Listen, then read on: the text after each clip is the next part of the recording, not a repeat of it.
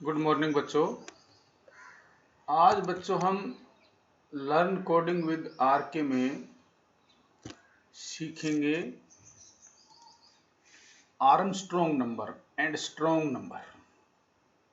तो बच्चों पहले तो हमें ये पता होना चाहिए आर्मस्ट्रॉन्ग नंबर क्या होता है। ठीक है,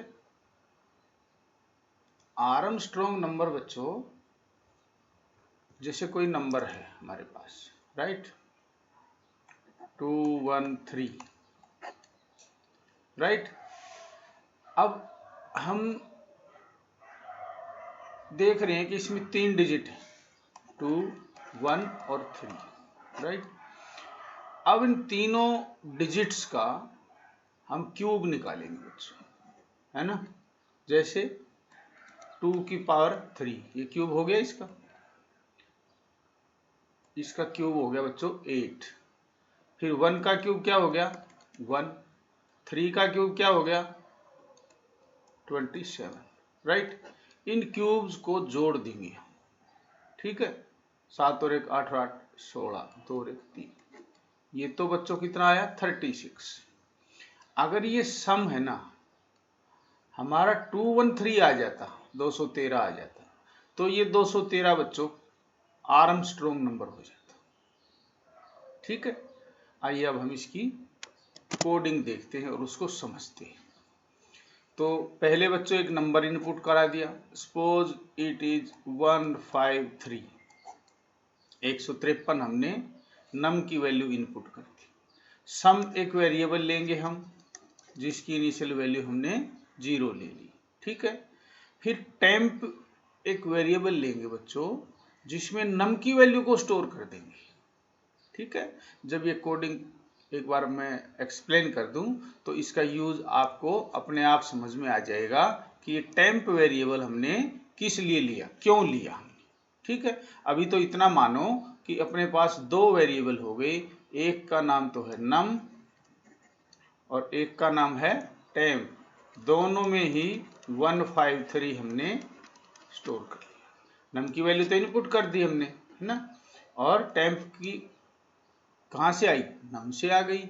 इसका मीनिंग क्या होता है कि नम का जो डाटा है, नम के कंटेंट्स हैं, वो इधर टेम्प में स्टोर हो जाए। क्लियर। अब अपना जो लॉजिक है मेन, वो क्या है, जो ये 153 है, इसमें से 3 को तोड़ेंगे हम, है ना।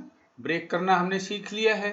किसी नंबर को, किसी संख्या को अगर 10 से डिवाइड करते हैं तो अपना रिमाइंडर क्या आएगा, राइट मोस्ट डिजिट, ठीक है।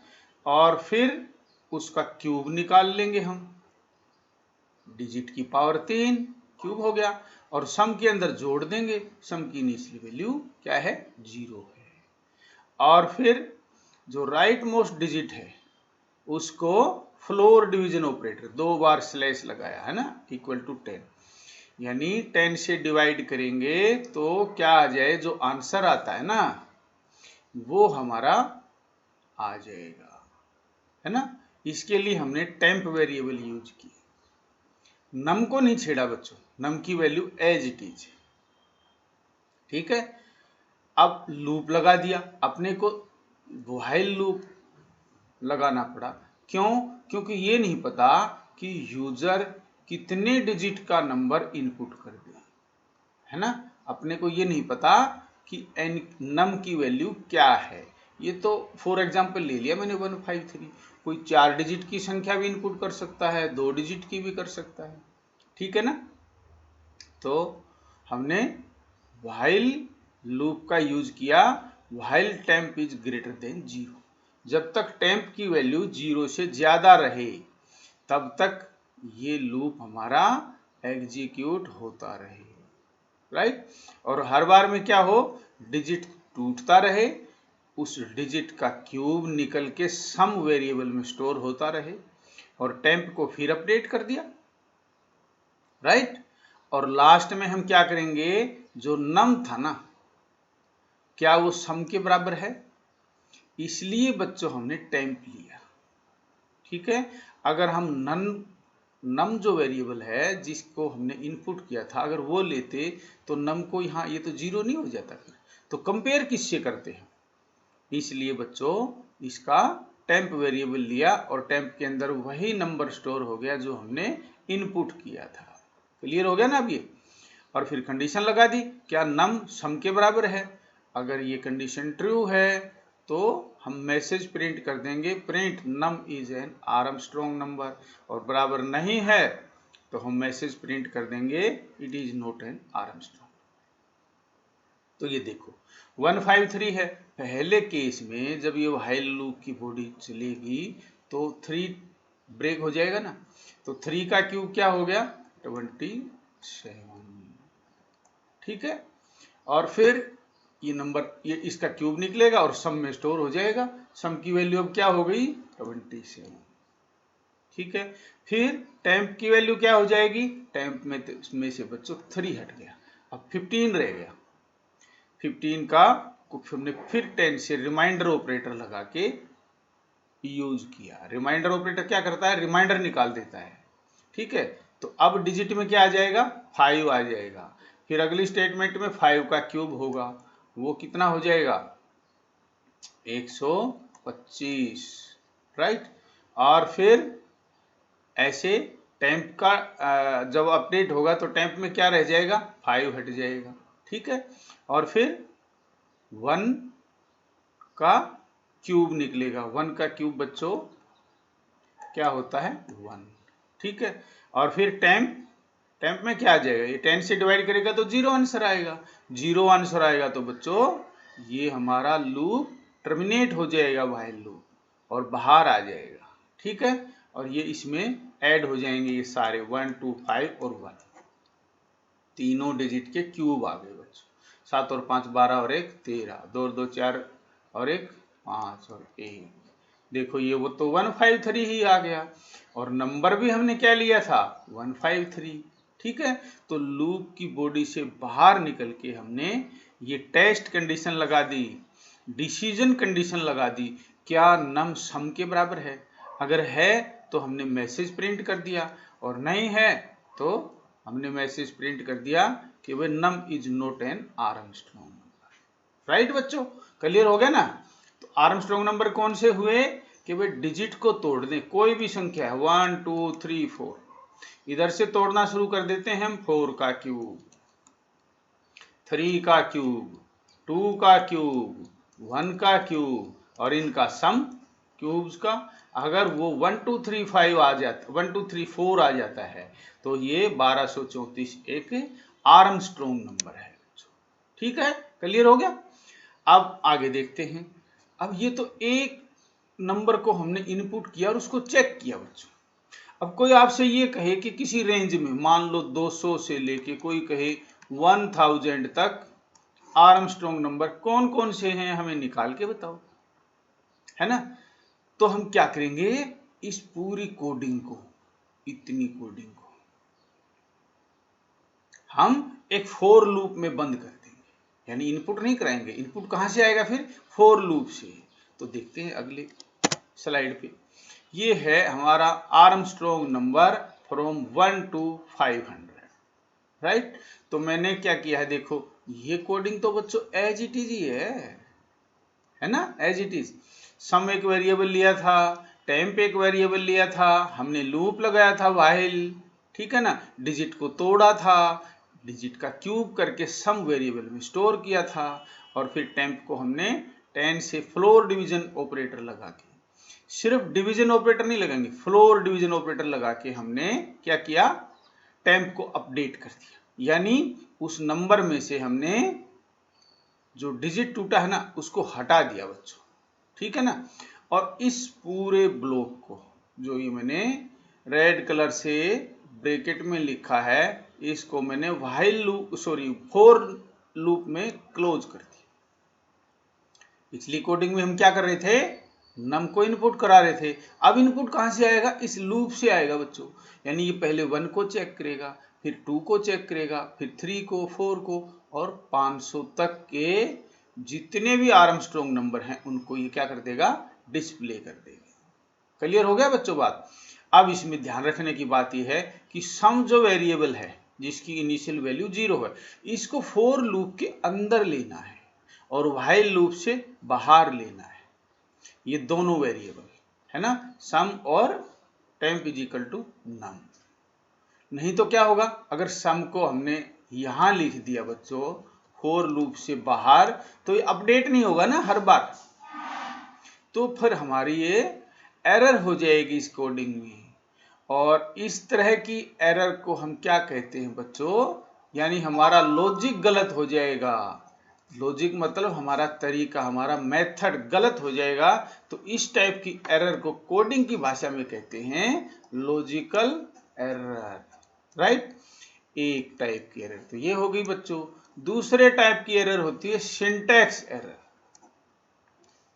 सिंटैक्स एरर, सिंटैक्स एरर में सपोज हमने यहाँ पे ये मॉडुलस ऑपरेटर यूज किया है, ठीक है। अब यहाँ मान लो आपने प्लस लगा दिया, इसके साथ में ही मॉडुलस ऑपरेटर भी लगा दिया, प्लस भी लगा दिया, तो ये तो सिंटैक्स गलत हो गया ना, लिखने का तरीका गलत हो गया।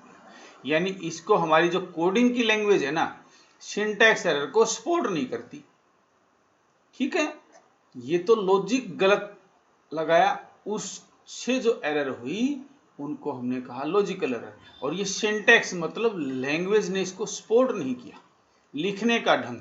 ऐसे ही जैसे व्हाइल है, व्हाइल की आपने ई को नहीं लिखा तो ये सिंटैक्स एरर हो गई, ठीक है ना बच्चों।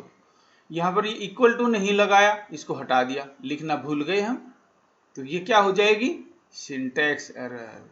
इफ है, इसमें दो बार इफ लगा दिया तो ये भी सिंटैक्स एरर हो जाएगी। क्यों, इसको लैंग्वेज सपोर्ट नहीं करती है, ठीक है ना। जैसे इंग्लिश या हिंदी लैंग्वेज में होता है, कोई हम स्पेलिंग लिखते हैं पेन, और यहाँ लिख दिया हमने PEEN, अरे ये तो कोई वर्ड ही नहीं हुआ, इस वर्ड को इंग्लिश लैंग्वेज ने सपोर्ट नहीं किया, तो ये इंग्लिश लैंग्वेज में सिंटैक्स एरर होगी बच्चों। क्लियर होगी ना। ये दो तरह की एरर याद रखना, ये कोडिंग में नहीं होनी चाहिए, ठीक है। अब हम चलते हैं एक कोडिंग और देखते हैं बच्चों, स्ट्रॉन्ग नंबर। स्ट्रॉन्ग नंबर क्या होती है, स्ट्रॉन्ग नंबर जैसे मान लो फॉर एग्जांपल मैंने लिया था ना 153, इनका तो क्यूब किया था ना डिजिट्स का, ठीक है। अब इनका फैक्टोरियल निकालेंगे, डिजिट को तो ब्रेकअप ऐसे ही करना है बच्चों, 3 का फैक्टोरियल निकालेंगे, है ना। 3 का फैक्टोरियल क्या होगा बच्चों, 3 इंटू 2 इंटू 1, 3 दूनी 6। फिर 5 का फैक्टोरियल निकालेंगे, 5 इंटू 4 इंटू 3 इंटू 2 इंटू 1, है ना, जो भी आएगा। फिर 1 का फैक्टोरियल निकालेंगे, इसका 1 ही आएगा। और ये जो फैक्टोरियल जो भी आएगा, इसका जैसे 5 चौका 20 या 60 दूनी 120 आया बच्चों। अब इन फैक्टोरियल्स को जोड़ देंगे हम, इनका सम कर लेंगे, ठीक है ना। तो ये आ गया हमारा 127। तो 127 को हम कंपेयर करेंगे इस नंबर से, अगर ये बराबर होता तो ये नंबर जो है ना 153, ये क्या कहलाता, स्ट्रॉन्ग नंबर। और अगर कंडीशन फॉल्स है, यानी ये दोनों इक्वल नहीं हैं, तो क्या कहलाएगा भाई, मैसेज प्रिंट कर देंगे ये स्ट्रॉन्ग नंबर नहीं है, ठीक है। अब हम आर्मस्ट्रॉन्ग नंबर की स्क्रीन पे चलते हैं, पाइथन की स्क्रीन पे आपको लेके चलता है।